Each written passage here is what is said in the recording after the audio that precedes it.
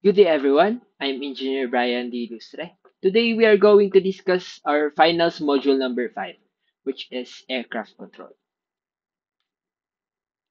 So, in this module, we do have three topic learning outcomes that we must meet at the end of this discussion. First one is to describe the reference axis by relating it to the control surface, aircraft movement, and stability. Next one, examine the controllability and stability by correlating the connection between them. And lastly, explain the operation of the control surface by relating it to the aircraft movement.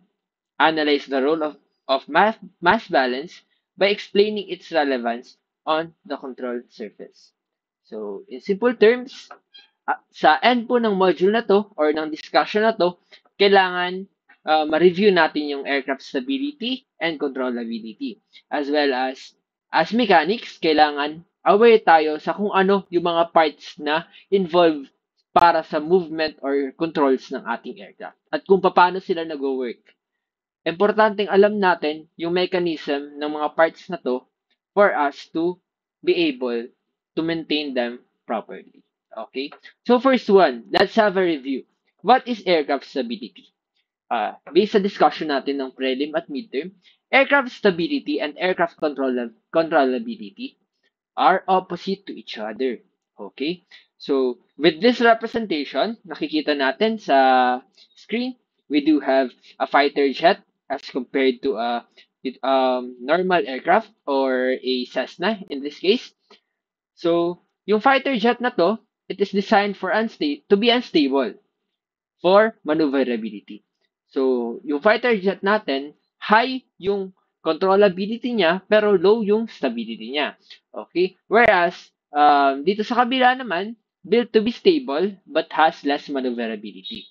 Kahit, kung mapapansin natin, pag tinatanong natin yung mga pilots, sinasabi nila na yung mga Cessna daw, mas mahirap i-control compared sa mga fighter jets. Sobrang simple na lang daw ng controls ng fighter jets, very responsive sa controls yung fighter jets because they are designed to be maneuverable for them to perform such maneuvers, especially during fighting or combat. Sa kabilang banda, yung mga trainer aircrafts natin, yung mga Cessna, they are designed to be stable naman.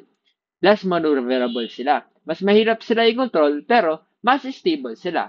Hindi sila masyadong, um, or mas para sa mga student pilots, mas preferred yung mga Cessna compared sa maneuverability or sa fighter jets. Okay? Stability refers to the aircraft's ability to correct itself back to stable flight after the outside disturbances have challenged that, such as reaction to the flight control inputs. So, lagi natin tatandaan lang yung sinabi ko kanina, magkabaliktad yung stability and controllability. In this case, maneuverability and stability po. So, let's have a quick review dito. Pinapakita dito, ito ay figure ng positive static stability. Sabi dito, if the ball is to be controlled and held in a position of displacement, sabi raw, kapag yung bola dito, gusto nating i-hold dito sa part na to,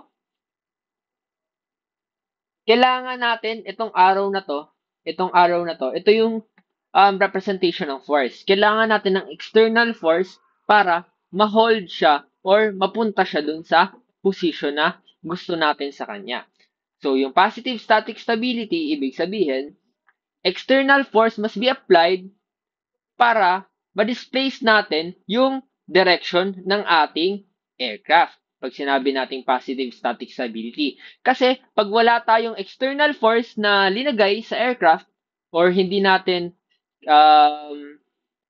halimbawa nag-apply tayo ng stick force para gusto natin mag-turn yung aircraft, babalik at babalik siya dun sa normal position natin if stable yung aircraft. Positive static stability.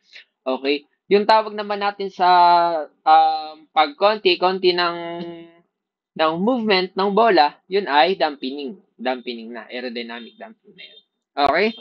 So, this one, as compared to this one, yung nasa figure naman na to ay more steep na. Okay? So, mas curved yung ating surface dito. So, mas curved na surface, ibig sabihin, mas malaki din yung stick force. So, ibig sabihin nito, increase static stability, increase din yung stick force. Mas mataas, kung nakita natin yung arrow, humaba, compare dito, maikli lang yung arrow. Dahil humaba yung arrow, ibig sabihin, mas lumaki din yung kailangan na force para ma-maintain natin siya dun sa position na gusto natin sa kanya. Okay? Check lang yung recording. Next one, we do have here a representation of the movement or location of the center of gravity with regards to the neutral point. The proper proportion between static stability and controllability during the design of the aircraft must be achieved to since too much static stability or forward CG position decreases controllability. Okay? Check ko lang, wait. Check ko lang yung mic.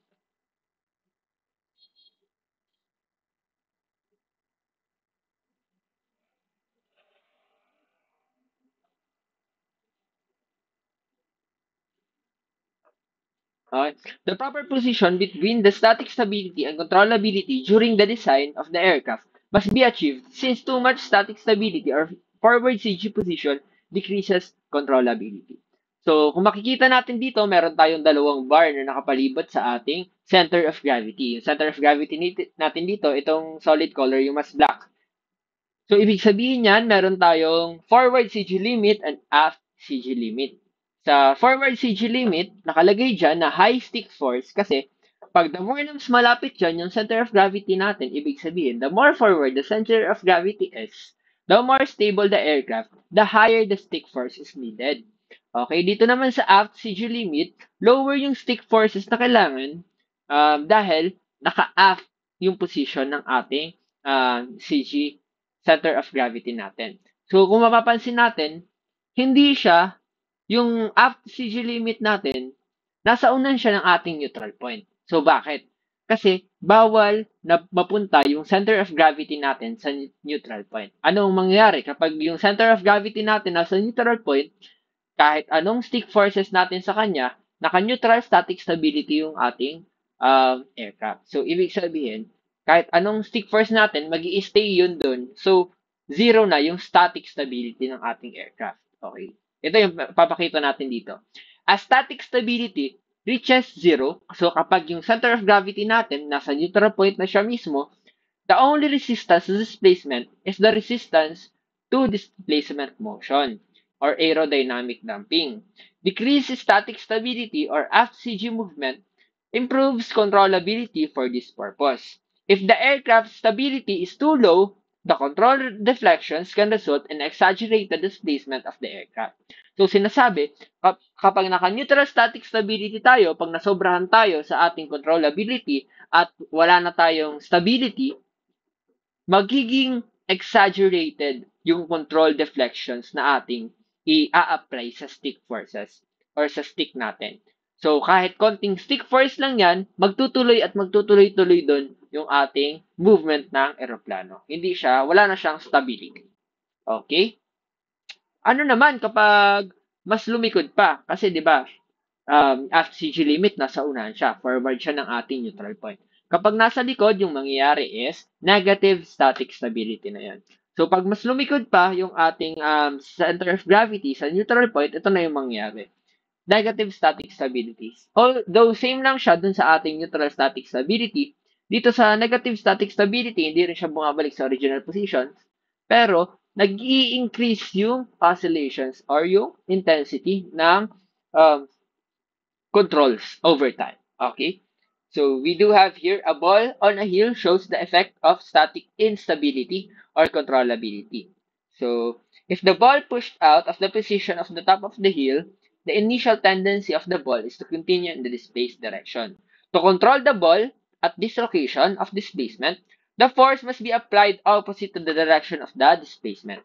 So kung makikita natin, may arrow dito na naka-represent ng ating force. Kung gusto raw natin ma-hold niyan, yung position na yan, or kung gusto natin mabalik siya dun sa normal or original position niya, kailangan a-applyan natin siya ng force na opposing na sa direction niya.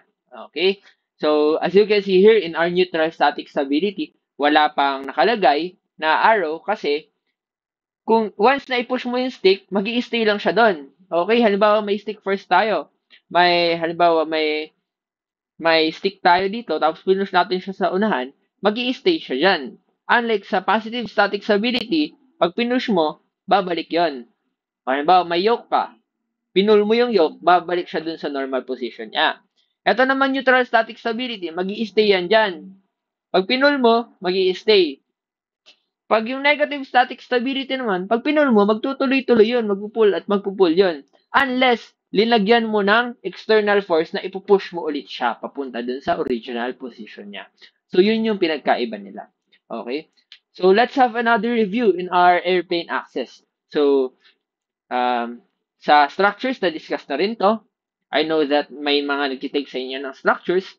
So, we do have three main axes sa ating airplane as a reference. We do have the normal or vertical axis, the lateral axis, and the longitudinal axis. As a review, for our longitudinal axis, sabi ko diba sa inyo, yung hot dog method, longitudinal axis, that is the rolling motion of the aircraft.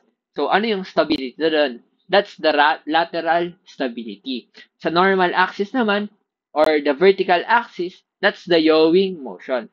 Yung yawing motion natin, left to right, ng aircraft, anong stability yon? That's the directional stability. And lastly, the lateral axis. The lateral axis involves the longitudinal stability or pitching up or pitching moment of the aircraft, nose up or nose down. So we do have here the primary control surfaces. We do have the elevator, the rudder, and the aileron. So i-discuss natin yan isa-isa dahil as mechanics, kailangan alam natin yung functions nila at kung paano sila nag-work. Magda-dive deep din tayo sa iba't ibang implementations na or mechanisms ng bawat part na to. With regards to control, syempre. First one, the elevators. As you can see here in the images. The pitch control of the airplane about its lateral axis is carried out by utilizing the elevator. So, elevators are responsible with regards to pitching of the aircraft. The elevators are huge control surfaces mounted on the horizontal tailplane, generally at the rear of the aircraft. The elevators occupy a substantial proportion of the tailplane surface area and usually consist of a single control surface on each tailplane in a single acting in unison. So, unlike other control surfaces, halimbawa yung ailerons, yung elevators natin, nag-act siya in unison with one another. So, may pair tayo ng elevators. Unlike the ailerons na opposing, tapos may aileron differential din, magkaiba yung amount or intensity ng movement nila.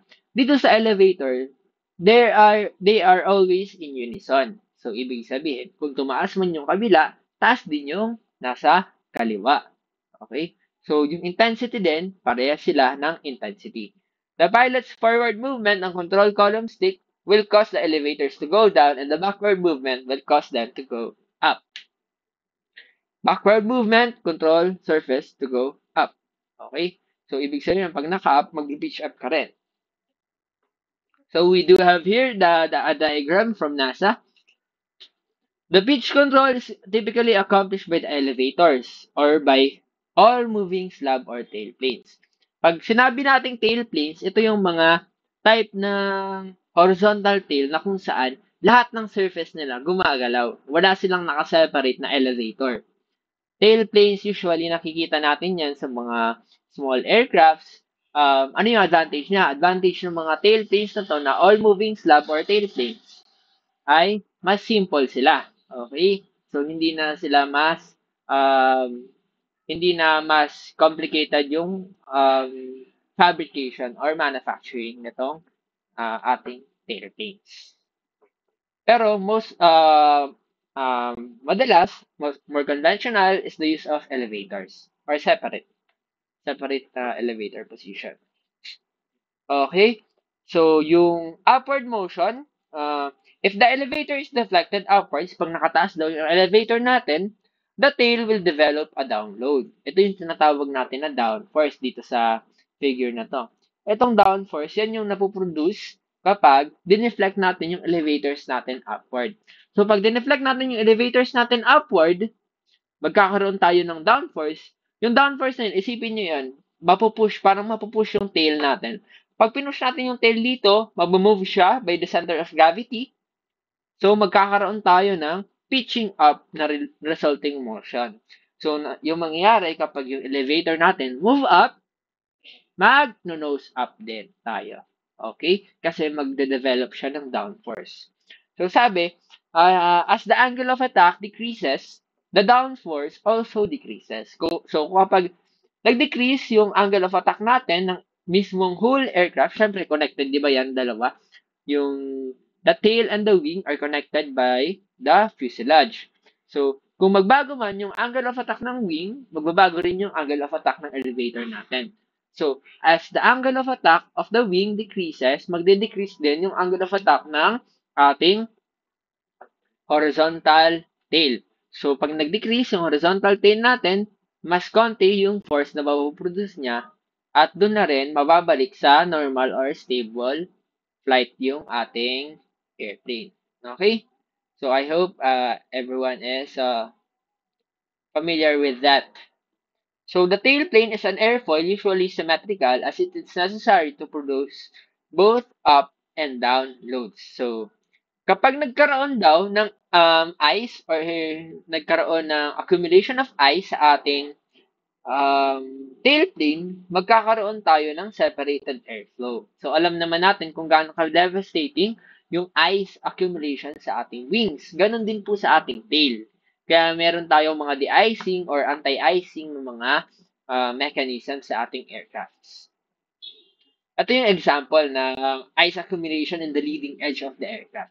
So, kapag meron tayong ice accumulation at the leading edge of the aircraft, magkakaroon tayo ng separated airflow. So, yung separated airflow na yon means rin na hindi rin ma-utilize yung proper or yung purpose ng ating tailplane or ng ating elevator, which is to deflect. Kahit i-deflect mo pa yung elevators mo dito, kapag separated naman yung airflow, walang kakapitan yung hangin dyan, walang hangin din dyan, hindi niya maladirect yung flow papunta sa ibang or sa desired position niya. Okay? So, next one, we do have here the rudders. So, as we can see, the rudders ay yung component ng ating vertical tail.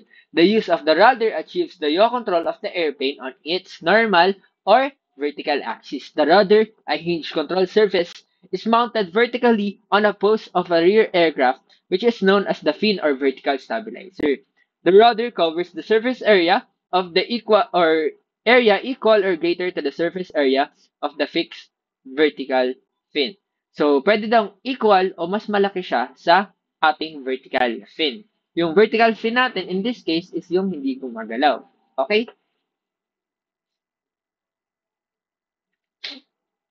So, as we can see here, the rudder, siya yung naka-attach sa likod ng ating vertical tail.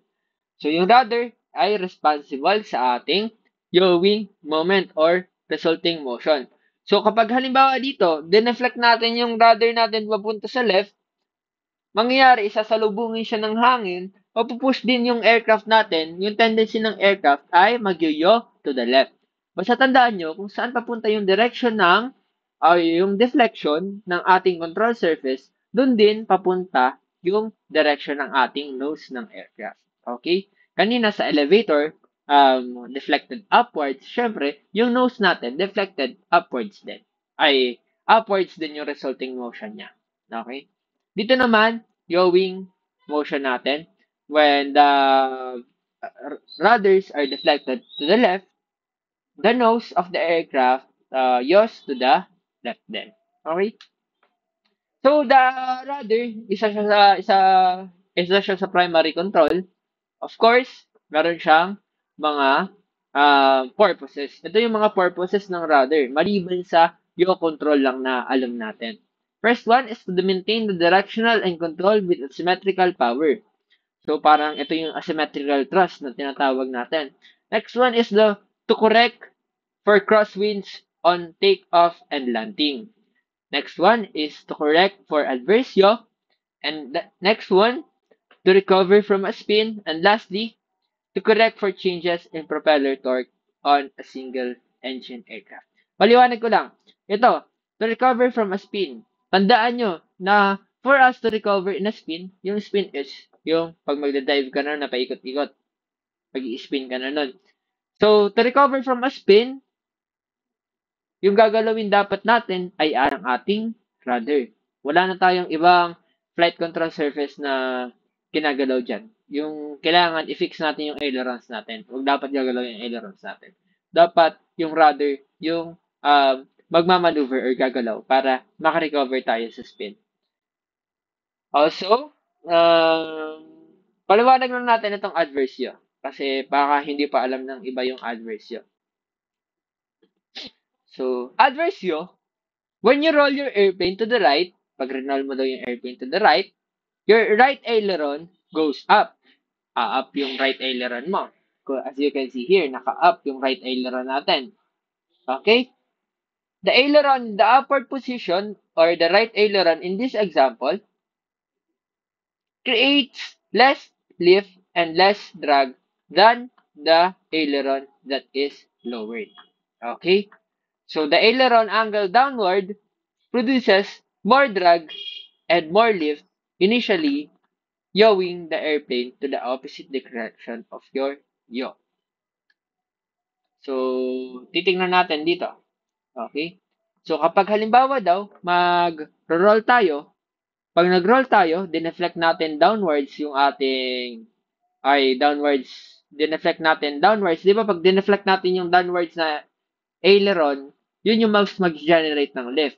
So, dapat yun yung tataas na lift. In this case, ito, aileron, turning to turning. Magro-roll to the right. Magro-roll to the right. So, dapat, yung ailerons natin sa left, yun yung naka-deflect downwards. Pag naka-deflect downwards yun, mag-generate yun ng higher lift, tapos yung right wing natin, yun yung nakababa. So, yung nakababa, na wing natin, mag-generate yun ng less lift and less drag than dito sa ating aileron nakababa. Itong aileron na nakababa natin, ito yung mas nag-generate ng lift, kaya ito yung tumataas. Siyempre, pag mas tumaas yung lift mo, mas tataas din yung drag nito. 'Di ba? Also, pag nag-roll ka, once na nag-roll ka pa ganyan, mas exposed to sa hangin.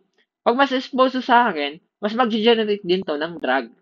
Pero, dun pa lang sa the fact that this part of the wing has a higher lift, dahil sa higher lift siya, ano yung byproduct ng lift natin? Induced drag, di ba? So, the higher the lift, the higher the induced drag. So, the higher the drag, ibig sabihin, mapapa-atras natin yung wing na to. Kaya may tendency yung aircraft natin na mag-yaw to the left, which is opposite dun sa ginawa nating rolling to the right, mag-yaw to the left. Yun yung tinatawag natin na adverse yaw. Okay? Adverse yaw is yung parang byproduct siya ng turning, ng rolling.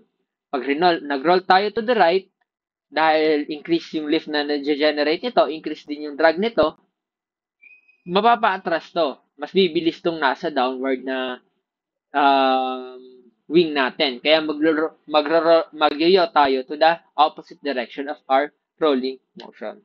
Tingnan natin dito. Yan. The left wing or the down aileron because left wing, yun yung nagpo-produce ng more lift and more drag. Kaya yung mangyayari is, papa-atras siya. Kaya magro-roll tayo papunta dun sa left side. Okay? The angle of the side slip is essentially the angle of attack of the fin. As with any airfoil, there will be a critical angle at which it will stall. If the rudder is deflected in the direction of the correct side slip, the angle of the stall will be decreased.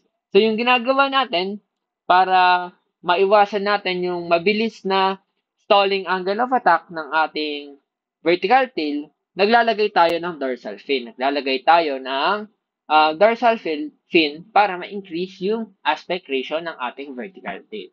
Para ma-decrease din yung hindi siya mas mabilis mag-stall yung vertical tail na. Okay? Kaya tayo nag-implement ng dorsal fin which is yung nasa taas. Pag nasa baba, tawag natin doon ay ventral fin. Next one is the asymmetric thrust. Okay? So, in the case of a twin-engine aircraft, if the engine failure occurs, pag nasira daw yung isang engine mo, magkakaroon tayo ng yawing moment. Tama naman, di ba? Halimbawa dito, meron tayong inoperative engine, which is the engine at the right. Dito sa first, yung nasa left na diagram, ha? So, yung ano doon, yung etong inoperative engine natin, dahil hindi na siya nagpo-produce ng thrust, yung nasa left na lang na engine na nagpo-produce ng thrust, yung mangyayari is, mag-yaw yung aircraft natin to the right dahil dun sa inoperative engine natin. Dahil meron tayo moment arm. Pero kapag sinabi nating yung engine natin nasa gitna mismo, halimbawa, nasa gitna ng nose natin, propeller-powered aircraft, normal propeller-powered aircraft, nasa gitna, wala siyang moment arm. So, kapag may inoperative, kung inoperative man yung engine niya, hindi siya mag to the left or to the right. Nangyayari lang to sa mga twin engine aircraft, hindi sa mga single prop na aircrafts. Ganyan. So, yun din yung, what do you call this? Yun din yung parang positive feature ng mga single prop engines. Hindi sila prone sa adverse yawing. Adverse yawing tinatawag natin sa mga ganito kapag may asymmetric thrust na nangyayari. Wala silang asymmetric thrust. Okay? The next one are the ailerons. The ailerons is also one of the primary control surface of the aircraft. Ailerons naman yung responsible sa um, rolling motion ng ating aircraft or sa lateral stability. Okay? With regards to the longitudinal axis. Tama? No? The roll control is generally accomplished by ailerons or spoilers or by combination of the two. Pwedeng combination ng spoilers or ailerons pag nag-roll. Minsan kasi, pag mag-roll tayo, na gusto nating, pag nag-roll tayo, babagal tayo. Alam nyo, pag nag-drift sa sakyan, di ba? Pag liliko tayo, gusto natin magbe-brake. Magbe-brake din tayo konti, di ba? Para makadrift. Ganon din sa aircraft. Kapag gusto natin mag-turn or mag-roll, gusto natin may brake, magpapatulong tayo ngayon sa spoilers natin. Pwedeng combination ng spoilers and ailerons yan. Okay? The critical requirement for lateral control is to achieve reasonable roll rate. On the ground, with the control wheel in the neutral position, both ailerons should be slightly below the alignment of the wing or trailing edge or droop. So, sabi daw, pag nasa ground daw yung ating aircraft, the control wheel is in neutral positions and the aileron should be slightly below the alignment of the wing or the trailing edge or droop. Ano yung, bakit ganun? Bakit daw nakadroop pag nasa ground? Ano yung reason nun? Bakit kailangan yung ailerons natin slightly nakadroop sa ground? Kasi, once na nag-take off tayo or nag-start tayo ng take off roll natin, yung hangin, siya na yung magpapa-straight ng ating ailerons. So, dahil dapat nakadrop siya, kapag nag-start yung take-off roll natin, yung mismong resistance ng hangin, yung magpapataas sa kanya. Okay? Para pumantay siya ngayon dun sa ating airfoil. In a steady level flight with neutral ailerons, the lift on the two wings will be equal. So, ito yung sinatawag na aerodynamic damping. Pag sinabi nating aerodynamic damping, guys, tulad ng sinabi ko kanina, dun sa naka-curve na para sa positive static stability, nagde-decrease ngayon yung oscillations. Paano ba nagde-decrease yung oscillations? Because halimbawa, if the control wheel is rotated to the left aileron will move up and the right aileron will move down. The up aileron will lower the left wing and will start to drop. The downward movement of the wing generates a relative upward airfoil, which increases its effective angle of attack. So, yung nangyari daw, halimbawa, gusto natin mag-roll. So, ibababa natin. Magro-roll tayo to the left. Mag-roll tayo, to the right pala. Mag-roll tayo to the right. So, itataas na, ibababa natin yung ailerons natin sa left para mag-generate to ng greater wing. Greater lift. Pag nag-generate to ng greater lift, tataas siya. Yung the moment na pataas pa lang to, yung ating left wing, merong downward motion na nangyayari dito sa ating right wing. Yung downward motion na yun yung nakakapag-increase ng effective angle of attack nito. So dahil din doon, nakaka-contribute siya na mag mag-increase yung effective angle of attack nito dahil sa downward motion ng ating right wing. Dahil sa downward motion ng ating right wing, nag-increase yung effective angle of attack niya, mag-create to ng greater lift din. Tataas din yung lift na na-generate nito dahil sa greater angle of attack niya. Pag nag-increase siya ng lift, tataas na rin to. Hanggang sa yung pababa na wing, kumbaga, nag-create din siya dahil sa downward motion, tumataas yung effective angle of attack niya. Pag nag-increase yung effective angle of attack niya, mag-create siya ng greater lift. Dahil sa greater lift na yon, magkakaroon tayo ng slightly damping ng oscillations. Yung damping of oscillations na yun yung tinatawag natin na aerodynamic damping. Okay? Kung makikita nyo dito, the downgoing wing, ito, kung makikita nyo, the downgoing wing, mas mataas or positive nga yung angle of attack niya or effective angle of attack compared doon sa outgoing wing natin. Reducing adverse aileron nyo. So, ito yung tinatawag natin kanina na adverse aileron nyo. Dahil sa aileron movement, nagkakaroon tayo ng additional yawing movement. First one is the differential aileron. So, dahil dun sa imbalance na lift na na-generate ng dalawang wings natin, dahil sa opposite positions ng ating ailerons, meron tayong iba't ibang types or mechanisms na in-implement. Una dito, yung differential aileron. So, para daw maiwasan yung grabbing imbalance or adverse aileron na nangyayari, nagkaroon tayo ng differential aileron. Yung differential aileron na to, mechanism siya na kung saan yung downward moving na wing, mas increase yung angle of attack niya compared dun sa downward deflected na ailerons natin. Dahil yung downward deflected na aileron, siya yung nakakapag-generate ng increase ng lift, siya yung tataas.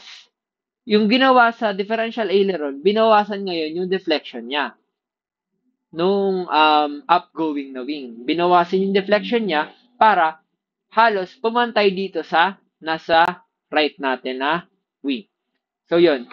Yung pag sinabi nating differential ailerons, magkaiba yung intensity ng movement ng ailerons natin. Large sa upward movement, pero lower or small movement dun sa downward movement. Fries ailerons. Next one.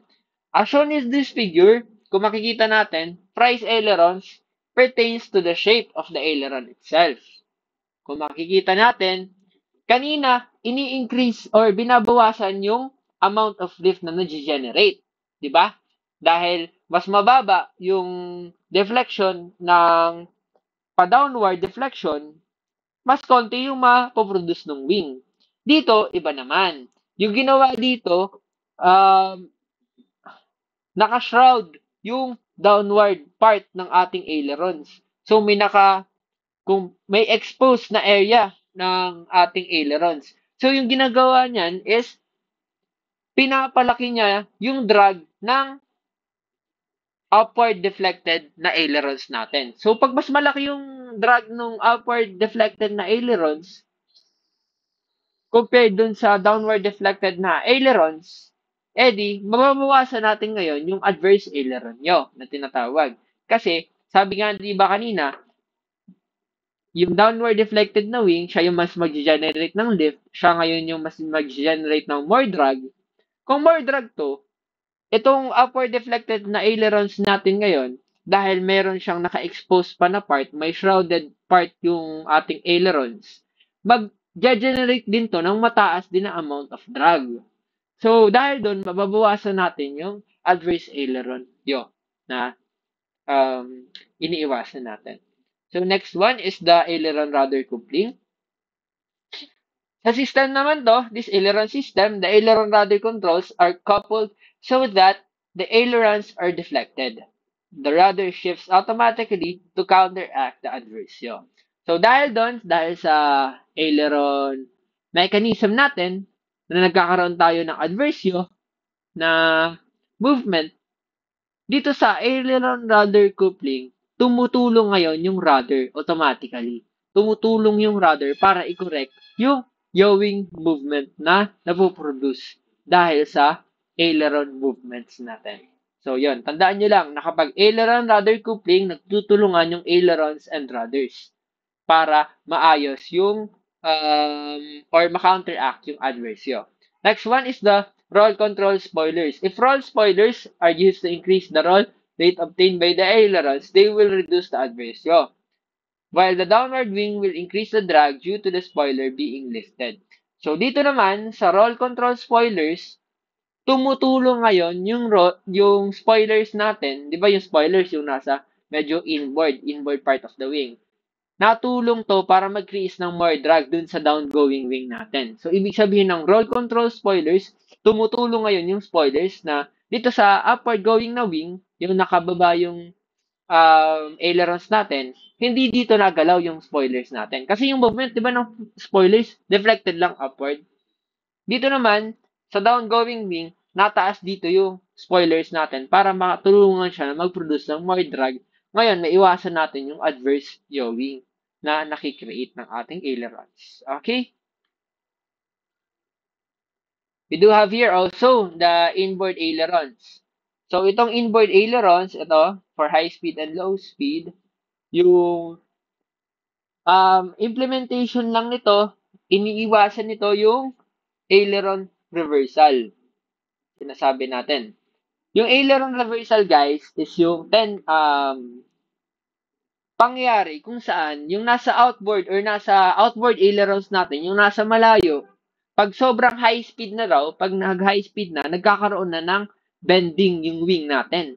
Pag sobrang bilis ng wings natin, pag sobrang bilis ng lipad natin, dahil sa mahina na structural integrity, or di ba mas mahina yung nasa tip, kung magbe-bend tayo ng tingting, yung nasa dulo, mas madaling i-bend compared dun sa nasa gitna, yung malapit na sa gitna. Dahil sa malayong moment arm niya, mas malayo yung moment arm nito, sa sobrang bilis, nabe-bend na yung wings natin dito sa dulo. Pag na-bend yung wings natin dito sa dulo, nagkakaroon tayo ng aileron reversal. Yung aileron reversal na yun, imbis na halimbawa i-deflect natin downwards yung ailerons natin, nagkakaroon siya ng opposite effect sa ating flight movement. Yung flight natin, imbis na gusto natin mag-increase yung lift nito, i-deflect natin downwards dahil sobrang bilis, nag-bend na yung wings natin, opposite yung nagiging reaction niya. So, yung ginagawa ng inward ailerons is ni-utilize yung mas malapit dito as you can see here, the inboard ailerons are used in high speed and low speed. Pero yung outboard ailerons for low speed only. So, pag lilipad ka na ng mas mabilis, ng high speed na, ilalak mo na ngayon yung outboard ailerons mo. Yung gagamitin mo na is yung inboard ailerons mo. So, yun, tandaan natin ha, na yung iniiwasan dito is yung aileron reversal. Flaperons. We do know that flaperons is the combination of flaps and ailerons, di ba? So, dahil may mga aircrafts daw na masyadong maliit, hindi nila kayang mag-implement na medyo complex na mechanism, ginawa ngayon yung flaperons na isahan na lang yung purpose ng flaps and ailerons. Okay? Yung problema lang dito sa aircraft na to, hindi siya yung masyadong hindi mo siya maneuver ng mas maayos or mas free compared sa may separate na flaps and mas separate na ailerons. Okay? Bagay lang to sa mga may available na maliliit na space or kung iniiwasan yung complex mechanism ng flaps and ailerons. Separate. Roll control spoilers, yung sinabi natin kanina, ito yon yung spoilers natin, which is yung nasa unahan or nasa medyo gitnang part na ng ating chord length. Combined ailerons and spoiler controls. Okay? Ito yung sinabi natin kanina na kapag nagalaw yung ailerons natin, um, nagalaw din yung spoilers natin. On a few aircraft, lateral control is entirely by spoilers. But in most applications, spoilers operate in combination with ailerons. Ailerons alone may be insufficient. Ibig sabihin daw, hindi masyadong, minsan may mga pagkakataon na hindi kaya ng spoilers.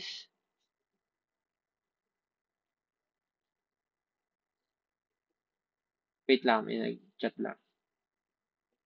May mga pagkakataon na hindi kaya ng spoilers i-sustain um, or hindi kaya lang ailerons na i-sustain or ibigay yung gusto natin na desired natin na movement kaya gumagamit tayo ng tulong ng spoilers natin. Aileron and spoilers. Okay? Speed brakes.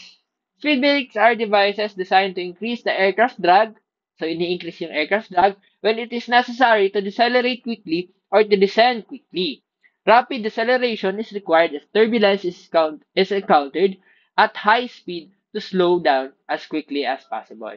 So, madalas yung speed brakes na nakikita natin yan during landing, yun, ito yun. May mga different types tayo ng speed brakes.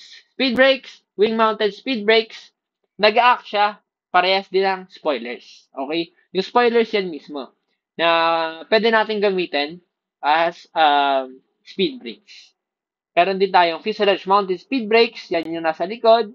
Meron din tayo yung mga clamshell mechanism, reverse clamshell, ganun yung nasa fuselage nakalagay mismo. Okay? So, yan. Ginagamit din yan.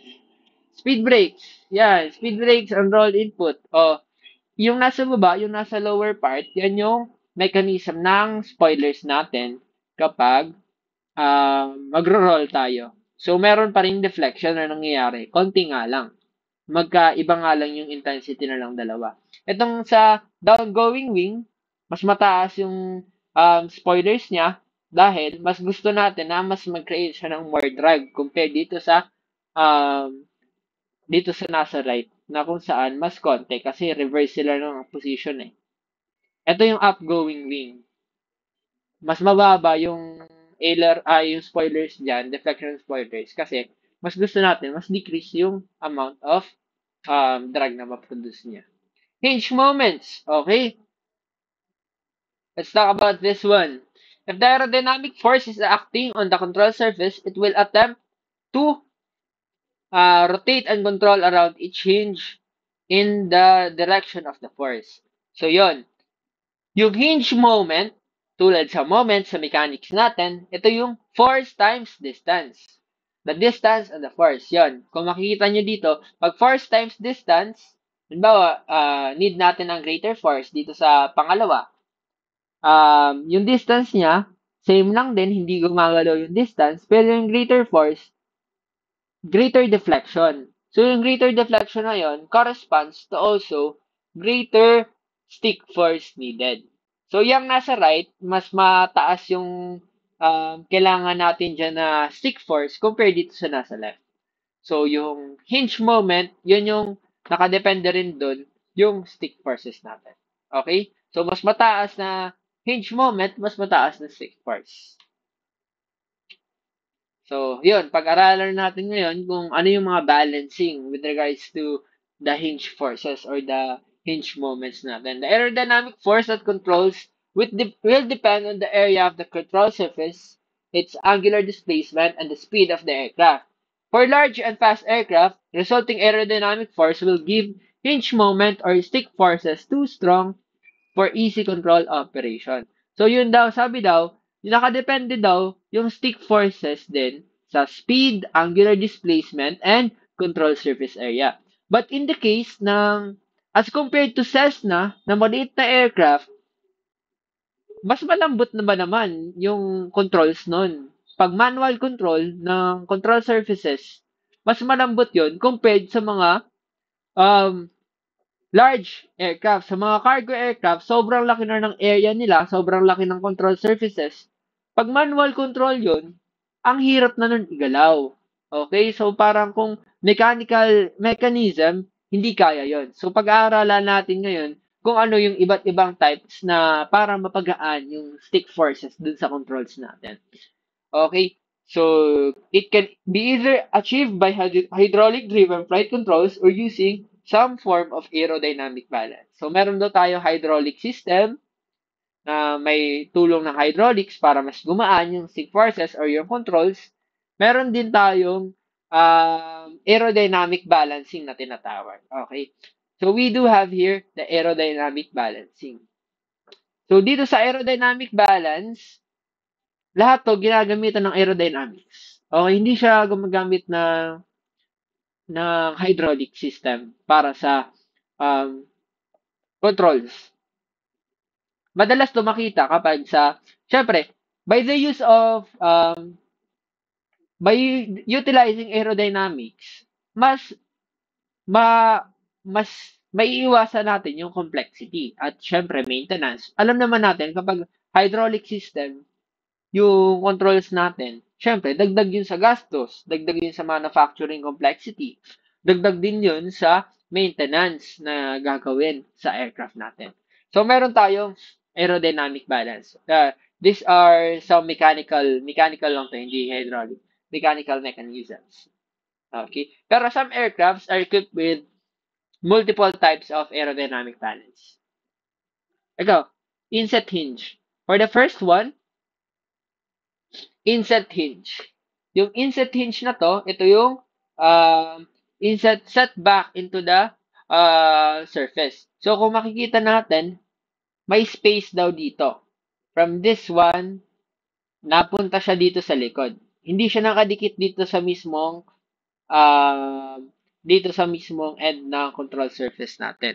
So, yung hinge setback na to, dahil nagkaroon tayo ng inset hinge, nakapaloob yung hinge natin, hindi siya nandito sa start ng ating spoiler mismo, ay ng ating ailerons mismo, nabawasan niya ngayon yung distance ng ating hinge moment.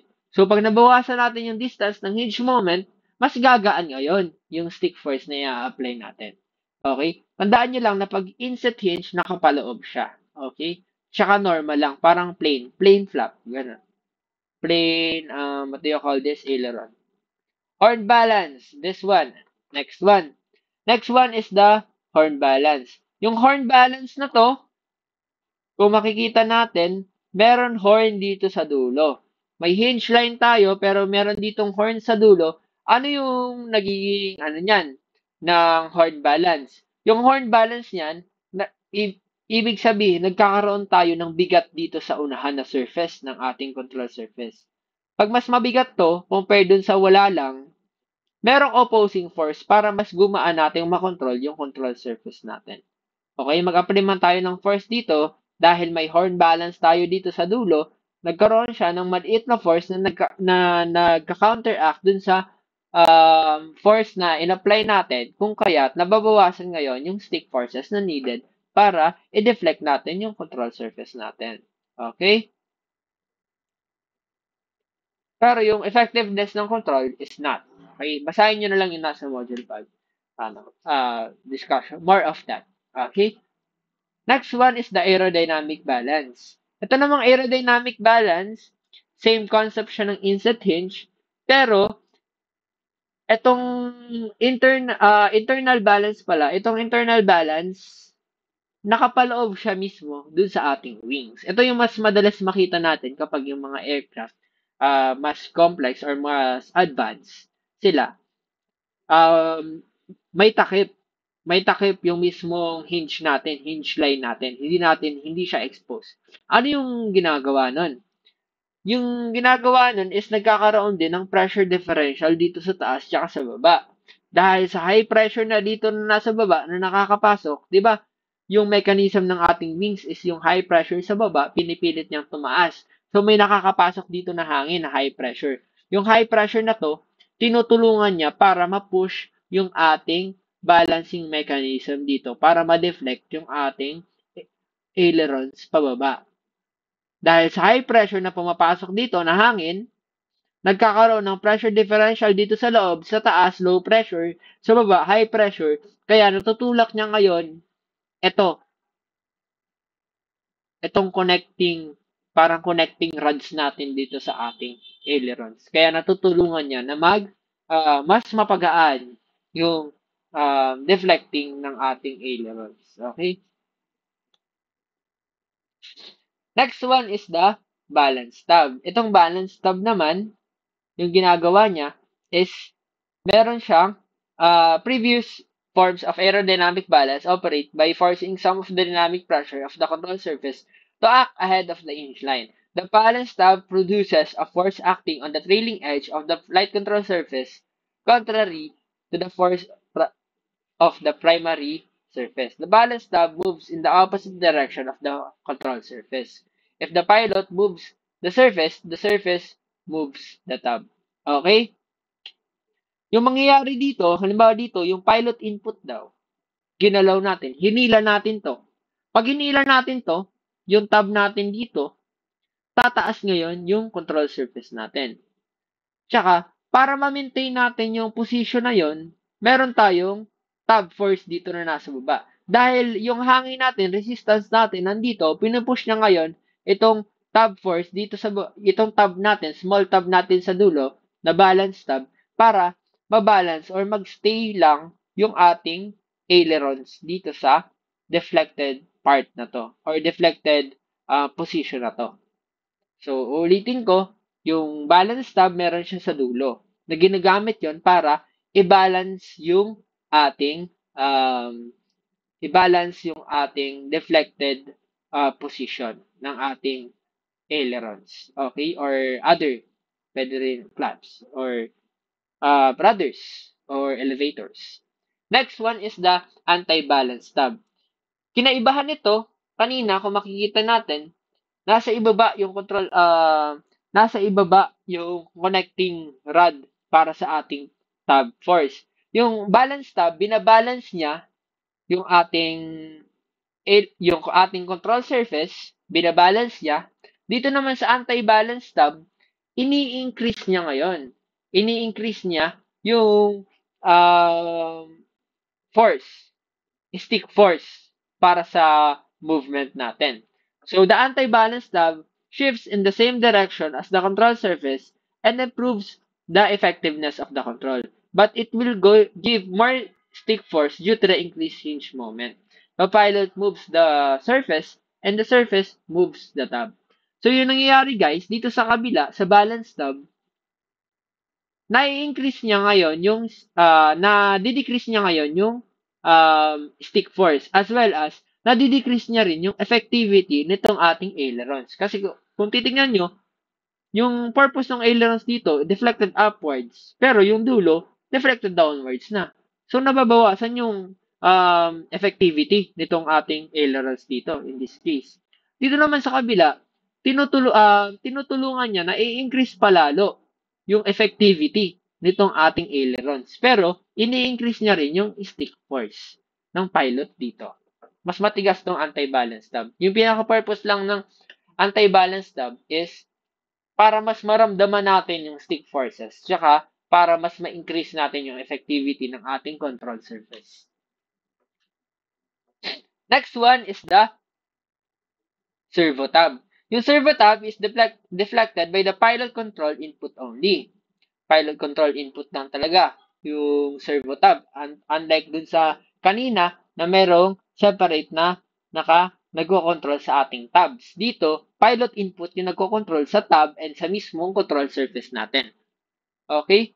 If external control locks the fitted control surface on the ground, the cockpit control will stay free to move. Thus, you must manually inspect the central locks that have been displaced before takeoff.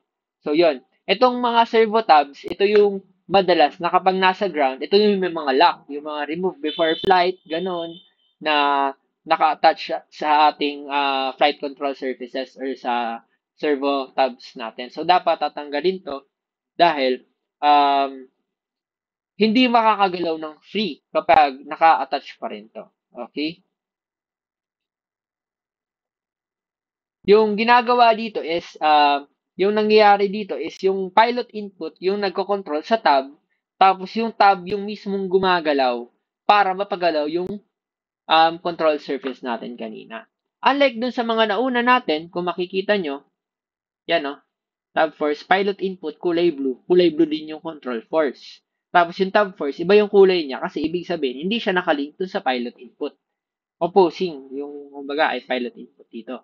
Dito naman, iba yung kulay ng ating control surface dahil ibig sabihin yan, yung ginagalaw natin, yung mismong servo tab natin, yung tab mismo yung ginagalaw natin para mapagalaw yung control surface natin. Yun yung kinaibahan nito servo tab. Yung papagalawin natin yung sa dulo para gumalaw yung nasa gitna. Yung kanina, ginagalaw natin sa gitna para gumalaw yung dulo.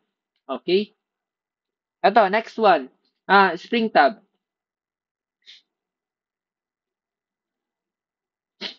Yung spring tab naman, hawig din siya dun sa ating servo tab. Pero, yung spring tab na to, merong spring mechanism na tumutulong sa ating pilot input. Pero, hindi niya ginagalaw yung servos natin, yung nasa dulo ng tab. Kumbaga, ito lang, yung spring lang to provide assistance to the pilot para mas magalaw niya yung ating control surface dito. Okay? Kasi, di ba dito sa kabila, syempre, mas madali mo siyang magagalaw kasi mas maliit yung surface area ng tab. Yung nasa dulo, yung pula. Mas maliit yung pula kaysa sa kulay blue. Kaya mas magaan siya. Dito naman, nakakonect pa rin siya dun sa kulay blue sa mismong control surface. Kaya mas mabigat siya. Kaya merong in-implement na spring para makatulong sa um, paggalaw o pag-apply ng stick forces. Next one is the hydraulic powered flying controls. Ito naman, ito yung separate na meron siyang hydraulically powered yung ating flight controls para sobrang gaan na lang yung paggalaw. Para mas magaan yung paggalaw. Ginagamitan ng hydraulic mechanism para magaan yung pagpagalaw ng ating flight control surfaces. Okay? Fully powered controls. Ito naman, for larger or faster airplanes. Sinasabi ko dito, yung tulad ng mga transport aircrafts, tulad sa kanina, sabi ko nga, sobrang lawak nung flight control surface nila. So, sobrang tigas talaga. So, hindi na kaya yon ng manual mechanism. So, yung implementation dito, yung mechanism dito is fully powered controls. Yung ginagawa lang dito, parang naka-remote na lang siya, pero hindi siya naturally remote powered. Kumbaga, signal na lang yung sinesense or pinapadala para gumalaw yung flight controls. Yan, meron tayong tinatawag na artificial Q-fill. Yung artificial Q-fill na to, parang minimimic niya yung amount of pressure tapos binibigay niya to or tinatransfer niya to dun sa ating stick natin, control stick natin. Kasi pag sinabi natin fully powered na talaga yung aircraft, signals na lang talaga, may tendency na akala natin, sinasanda natin ng signal na deflect mo downwards yung ailerons, pero sobrang nakadeflect na pala downwards, naaapektuhan na nun yung flight natin mismo. Kumbaga, meron tayong ini-implement na artificial Q-fill. Ito yung may tulong na ng pitot static system. Yung pitot static system, yung pressure na nakukuha nila, ginagamit yon as a mechanism para matransfer natin yung magkaroon ng artificial fill yung stick forces natin. So, kung mag-send man tayo ng stick force, mafe-feel natin yung parang pressure sa amount ng ating force na ine-exert. So, itong artificial Q-fill, nafe-feel mo kung gaano kalakas yung pagka-apply mo ng force, ng stick force, na feel mo rin kung gaano kagaan yung in-apply mo na stick force. So, mahalaga to para magkaroon tayo ng feel sa flight control surfaces natin. Pero yung nafe-feel natin na pressure doon, sobrang konti na lang. Pag sa case ng mga large transport aircraft, sabi ko nga, pag large transport aircraft, kahit hindi ka niya nalipad, kahit nasa ground ka lang, pag mechanically powered, sobrang hirap niyang galawin kasi sobrang bigat na, sobrang lawak na ng flight control surfaces natin. What if mas pag lumipad ka pa sa ere, may air resistance pa. So sobrang tigas na talaga nun. Kaya yung ginagawa, fully powered siya, pero meron siyang artificial or Q field na tinatawag natin. Bakit siya Q? Yung Q kasi, yan yung sa dynamic pressure. Dynamic pressure, di ba? Q. Left is equal to QSCL. So, yung ginagamit yung Q field, parang pressure field yan. Or parang yung pitot static pressure field. Okay? So, yun yung implementation nitong artificial Q field. Ginagamit niya ang pitot static system para mag-send ng artificial field dun sa ating stick forces. Lastly, mass balance. Mass balance naman po, ito yung mga linalagyan na ng pabigat dun sa opposite side ng ating hinge line. So, sinasabi ko nga dito, halimbawa dito sa una natin, meron kang, ay ito, sa una, sa rudder, meron kang mass balance dito sa dulo, nandito yung hinge line mo, para may opposing force dito sa kabila. Para siyang nagsisiso ka. Pag nagsisiso ka, mas magaan mo tong matataas kapag may uupo dito. Okay, sa kabilang side. Yun yung ginagawa ng mass balance. Okay? Tinutulungan niya para magkaroon ng opposing force dun sa kabila ng ating hinge line. Para mas gumaan din yung pag-a-apply ng stick forces. Okay? So that would be all. That would be the end of our discussion. I hope you learned something today, and I hope na sana na-meet natin yung mga topic learning outcomes natin for this module. So stay updated, stay hydrated, ingat po palagi. Thank you for listening.